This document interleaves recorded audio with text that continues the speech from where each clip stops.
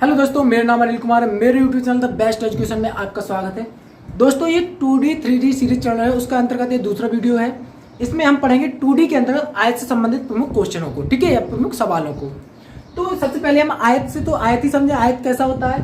तो आयत का क्या होता है बेटा, जैसे मैंने बताया था ना, वर्ग में चारों भुजाएं क्या होती है, बराबर होती है। इसमें थोड़ी सा कंसेप्ट अलग हो जाता है। क्या हो जाता है, इसकी जो चार भुजाएं तो होती है इसमें भी, लेकिन आमने सामने की भुजाएं बराबर होती है। जैसे ये भुजा है ना, वो इसके बराबर होगी, ये भुजा इसके बराबर होगी, इस टाइप से, ठीक है। तो और इसमें होता क्या है, इसमें लंबाई भी होती है और चौड़ाई भी होती है। जो लंबी भुजा है इसे हम कहेंगे इसकी लंबाई बेटा। जो ये चौड़ी भुजा है ना, छोटी भुजा, इसको क्या कहेंगे, चौड़ाई कहेंगे। अब यहीं से हम क्या करेंगे, यहाँ से क्वेश्चन की देखा जाता है तीन कंसेप्ट बनते हैं। एक तो आयत का पूछा जाता है क्षेत्रफल, दूसरा पूछा जाता है परिमाप, तीसरा पूछा जाता है विकर्ण। तो सबसे पहले क्षेत्रफल। तो क्षेत्रफल कैसे निकालते हैं, मैंने तो बताया था ना, कोई भी वस्तु उसके द्वारा जो घेरा गया जो जमीन का हिस्सा है उसे हम क्षेत्रफल कहेंगे। अर्थात में अगर यहाँ पर एक 4 फुट की एक क्या रख दूं, कुछ भी वस्तु रख दूं, तो इसके द्वारा जो ये घेरा गया क्षेत्रफल है, ये वाला अंदर का, इसे ही हम क्या कहेंगे, क्षेत्रफल कहते हैं, एरिया कहते हैं इस वाले को, ठीक है। समझ में आया अच्छे से। तो क्षेत्रफल यानी आयत का क्षेत्रफल क्या होता है बेटा, आयत का क्षेत्रफल जब भी निकालना हो आप क्या करेंगे, लंबाई का चौड़ाई में गुणा कर देंगे। मैंने बताया था ना, जैसे वर्ग का निकालते थे ना, लेकिन वर्ग में एक बात थी कि उसकी सभी भुजाएं एक सी थी, समान थी, तो उसमें क्या भुजा गुणा भुजा कर देते थे। लेकिन इसकी चौड़ाई, लंबाई अलग होगी, चौड़ाई अलग होगी, तो इसमें क्या करते थे, लंबाई गुणा चौड़ाई, यानी दो भुजाओं को, यानी एक कोने को पकड़कर इस वाले कॉर्नर को और इसका गुणा कर देंगे, तो हमें क्या मिल जाएगा, आयत का क्षेत्रफल मिल जाएगा। या फिर तुम इसको पकड़ के इसका गुणा कर दो, या इसका गुणा, या इस कोने को पकड़ के इसका, मतलब जिसका किन्हीं दो भुजाओं का करना है आपको, ठीक है। तो इसका क्या हो जाएगा, इसका क्षेत्रफल लंबाई गुणे चौड़ाई हो जाएगा, लंबाई गुणे चौड़ाई, ठीक है। सिंपल सी बात है। नेक्स्ट पॉइंट देखते हैं क्या आ जाएगा, आयत का परिमाप। तो बेटा जब भी आयत का परिमाप पूछा जाए आपसे, तो आपको सिंपल से ज्यादा कुछ नहीं करना है। मैंने बताया था कि परिमाप क्या होता है, चारों भुजाओं का योग। लेकिन आयत वर्ग में तो 4 भुजाएं समान थी, ये तो आयत है ना, इसकी तो 2 भुजाएं समान है, तो कुछ दिक्कत नहीं है। हमें क्या करना है बेटा, इसका एक सूत्र बनाया था बुद्धिमान लोगों ने, 2 गुणे लंबाई धन 2 गुणे चौड़ाई। ये कुछ बुद्धिजीवों ने क्या बनाया था, इसका सूत्र बनाया था।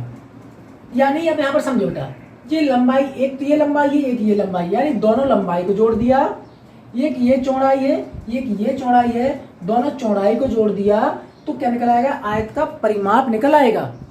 अगर ऐसा नहीं करना है तो कहीं कहीं पर तुमने ऐसा भी पढ़ा होगा। कैसा, ये दो देखो, इसमें भी, दो इसमें, तो कॉमन लेके बाहर कर लो, यहाँ पर लिख देंगे आप लोग लंबाई धन चौड़ाई, इस टाइप से भी आपने देखा होगा। तो कोई दिक्कत नहीं, ऐसा भी याद कर सकते हो, ऐसा भी याद कर सकते हो, जो आपको आसान लगे वो याद कर लो, या फिर दोनों याद हो जाएंगे, ठीक है।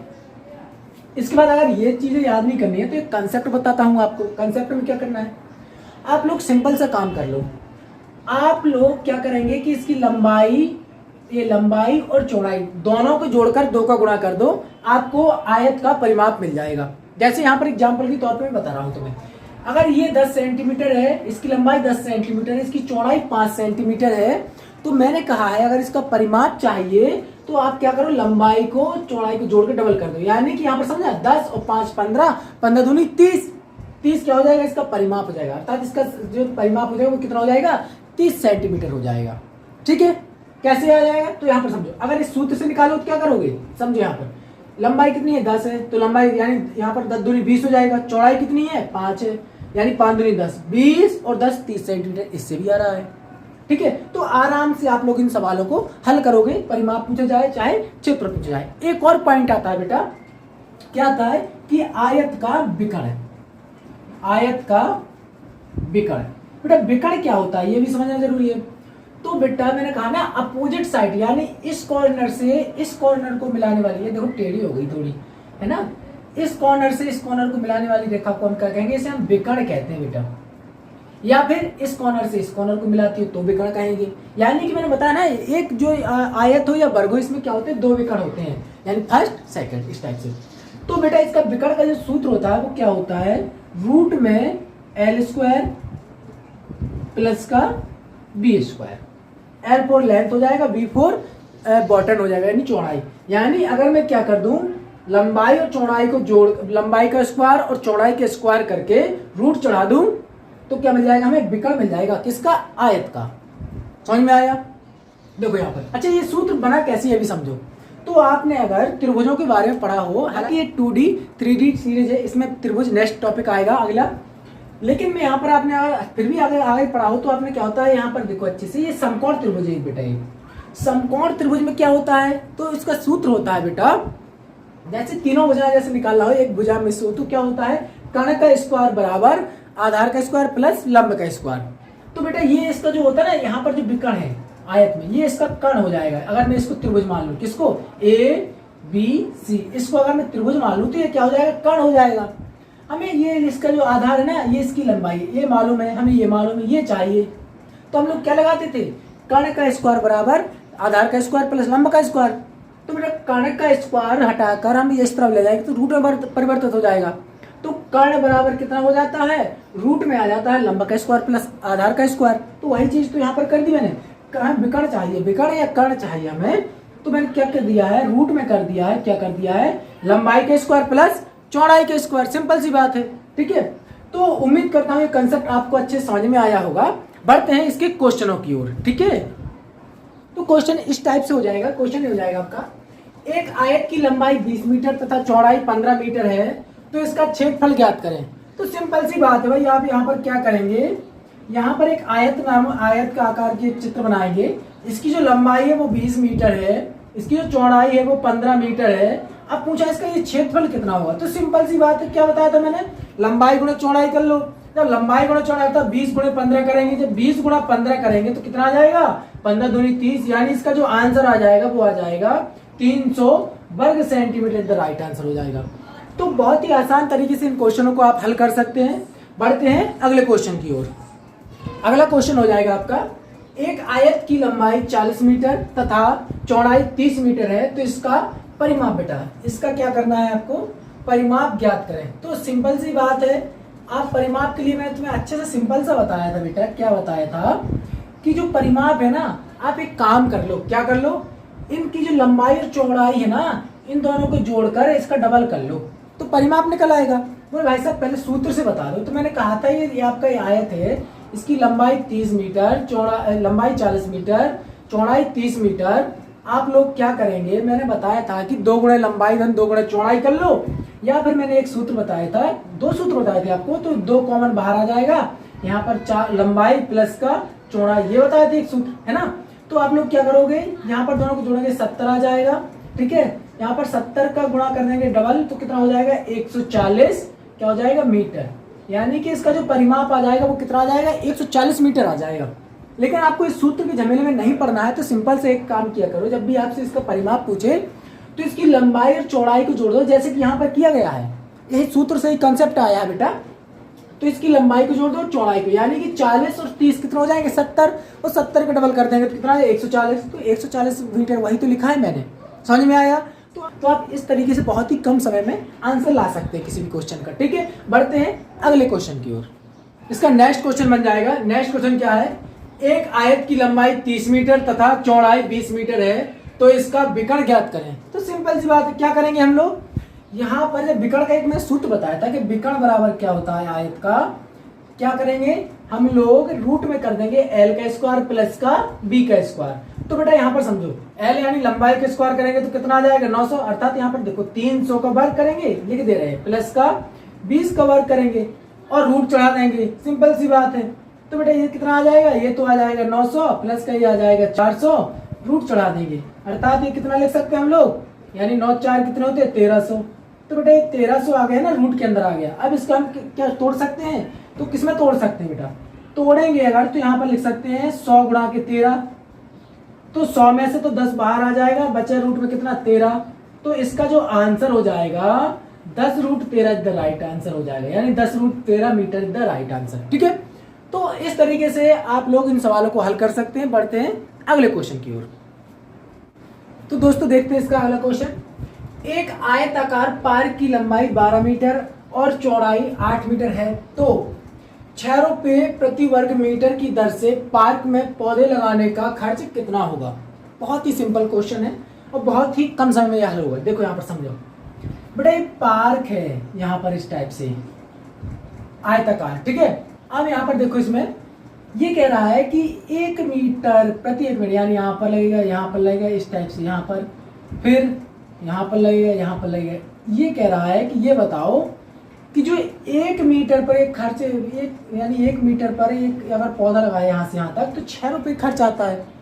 ये बताओ कि पूरे में ऐसे ही पौधा लगाना हो तो खर्च कितना आएगा। तो आपको ऐसे सवालों को बहुत ही कम समय में करने का एक तरीका है, क्या करना है आपको समझो। यहाँ पर पहले आप लोग समझ लो, सबसे पहले इसका क्षेत्रफल निकालेंगे। तो जो आयत है ना, यहाँ पर देखो आयत का क्षेत्रफल बराबर क्या होता है, तो मैंने बताया था आपको, लंबाई गुणा में चौड़ाई। बार बार पूरा नहीं लिखेंगे। यहाँ पर देखो तो लंबाई तो भैया 12 मीटर है और चौड़ाई 8 मीटर है। टोटल क्षेत्रफल कितना हो जाएगा, 12 96 मीटर। 96 मीटर नहीं होगा, 96 वर्ग मीटर होगा। तो ये तो हमारा आ गया क्षेत्रफल। अब यहाँ पर समझो, देखो कितना आसान, लगभग 99% क्वेश्चन हल हो गया। अब बचा कितना, 1%। यहाँ पर देखो 1 वर्ग मीटर में अगर पौधे लगाए जाते हैं तो 6 रुपये खर्च आता है। तो भैया 96 वर्ग मीटर में कितना खर्च आएगा, तो सिंपल सी बात है, यानी कि पौधे लगाने का कुल खर्च, पौधे यहाँ पर तुम लिखा हुआ रहो, बाकी लिखने का नहीं है आपको, लगाने का कुल खर्च बराबर क्या हो जाएगा आपका, कि इसके क्षेत्रफल कितना 96 में, यानी कि अगर एक सिंपल सी बात बताओ मुझे 1 वर्ग मीटर में अगर पौधे लगाए जाते हैं तो कितना आता है खर्चा, 6 आता है। तो 96 में कितना आएगा, समझ रहे हो मेरी बात को। ऐसे समझो कि 10 रुपये में, 1 रुपये में 4 चॉकलेटें आती हैं, तो 10 रुपये में कितनी आएंगी, कहोगे 40। सिंपल सी बात है। ऐसे यहाँ पर देखो 1 मीटर में 6 रुपये लगते हैं, तो 96 मीटर में कितने लगेंगे, तो 96 गुणा 6 कर लेते हैं ना, तो कितना आ जाएगा, 36 की 6 यहाँ से लाए 3, 9 6 54 3 कितना हो जाएंगे, 57। तो कितने रुपए खर्च हो जाएंगे, 576 रुपए द राइट आंसर हो जाएगा इसका। ठीक है, तो उम्मीद करता हूं ये क्वेश्चन भी बहुत अच्छे समझ में आया होगा। पढ़ते हैं अगले क्वेश्चन की ओर। तो दोस्तों देखते हैं इसी टाइप का अगला क्वेश्चन। देखो दोस्तों ये क्वेश्चन है बहुत ही इंपॉर्टेंट है। देखा जाए तो आज की डेट में एग्जाम में इसी टाइप के क्वेश्चन आते हैं लगभग। ठीक है, क्वेश्चन क्या है देखो यहाँ पर समझो, एक आयत की लंबाई में 20% की वृद्धि तथा चौड़ाई में 10% की वृद्धि की जाती है, तो इसके क्षेत्रफल में क्या परिवर्तन होगा। तो जब भी इस टाइप के क्वेश्चन आ जाए तो आपको सिंपल सा क्या करना है, एक तो वो होता है, आपने सुना होगा लाभ हानि में 10% का लाभ 10% का हानि, बताओ क्या हुआ, है ना, लाभ या हानि हुई इस टाइप की। तो यहाँ पर समझो उसी टाइप का ये हो जाएगा, या तो आप x plus minus Y plus का एक्स वाई अपॉन 100 इस वाले सूत्र पर ये रख लो, या फिर एक कंसेप्ट सीख लो। पहले हम सूत्र से निकालेंगे, फिर हम कंसेप्ट भी सिखाएंगे आपको इसी टाइप का। ठीक है, तो यहाँ पर समझो मेरी बात को सिंपल सा, यहाँ पर वही पहले क्या हुआ है, वृद्धि 20% की, तो x का मान 20% की वृद्धि होगी। फिर दोबारा क्या हुआ, दोबारा ही वृद्धि हुई 10% की, तो यहाँ पर 10 कर लेंगे, प्लस का चिन्ह लगा लेंगे, ये वाला प्लस कर, यहाँ पर हमेशा प्लस का चिन्ह आएगा। x का मान 20, y का मान कितना 10 बटे में आ जाएगा 100। सिंपल सी बात है, ये 0 से ये 0, ये 0 से ये 0। अब यहाँ पर देखो 20 और 10 मिलकर कितने हो जाएंगे, 30 प्लस का 2 बराबर कितना हो जाएगा, 32% की वृद्धि होगी बेटा, उसमें क्या हो जाएगी, 32% की वृद्धि हो जाएगी। ठीक है, अब यही चीज कंसेप्ट में मैं आपको सिखाता हूँ भाई। 100% रहती है प्रत्येक भुजा, 20% की वृद्धि हो गई भाई उसमें, तो 120 हो जाएगा नहीं हो जाएगा।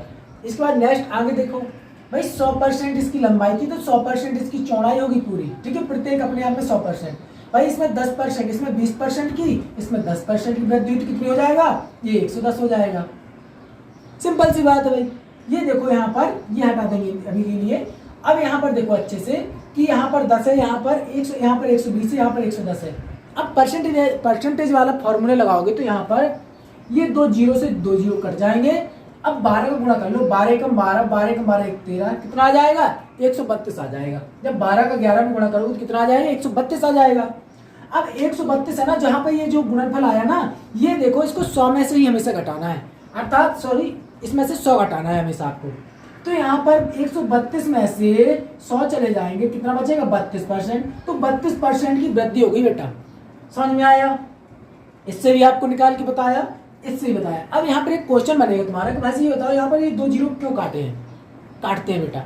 अब फिर पुनः अगर भाई यहाँ पर 3 जीरो होते, फिर जब सम जीरो होते ना, समझो यहाँ पर सम जीरो होते हैं 2 4 6 8 यहाँ पर आ जाए, जब मान लो यहाँ पर आ जाए तो 1200, यहाँ पर आ जाते 1100, फिर तो दोनों की जीरो काट देते हम लोग, फिर भी काट देते, ठीक है। अगर विषम जीरो आ जाते तो फिर एक जीरो बचा लेते, 2 ही जीरो काटेंगे, या तो 2 काटो या 4 काटो, समझ में आया। तो यहाँ पर देखो एक जीरो यहाँ पर, एक जीरो यहाँ पर, तो मैंने इनका 2 जीरो, ये जीरो काट दिए, ये काट दिए, 2 जीरो कट गए, सब जीरो कट गए। 11 गुणा 12 होती है 132, 132 100% से कितना ज्यादा है, तो 32% ज्यादा है, तो 32% की क्षेत्रफल में वृद्धि हो जाएगी, जो कि यहाँ से भी आया आपका और यहाँ से भी आया। अब एक क्वेश्चन और बनेगा, भाई साहब ये तो वृद्धि हुई, अगर माइनस यानी एक में घटा देता तो यहाँ पर एक यही क्वेश्चन को कर ले थोड़ी सी मॉडिफाई, यहाँ पर 10% की वृद्धि की जगह 10% की क्या कर लेते हैं, कमी कर लेते हैं, यानी कि कमी। एक आयत की लंबाई में 20% की वृद्धि तथा चौड़ाई में 10% की कमी की जाती है, तो इसके क्षेत्रफल में क्या परिवर्तन होगा। तो देखो इस टाइप से भी हल करके दिखाता हूं अभी आपको मैं।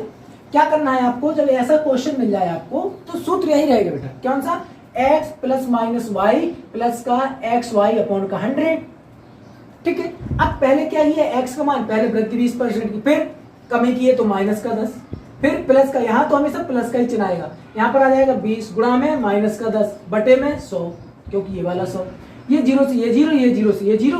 अब यहाँ पर समझो मेरी बात को, 20 में से 10 चले जाएंगे तो 10 ही बचेगा, प्लस का चिन्ह लगा दो।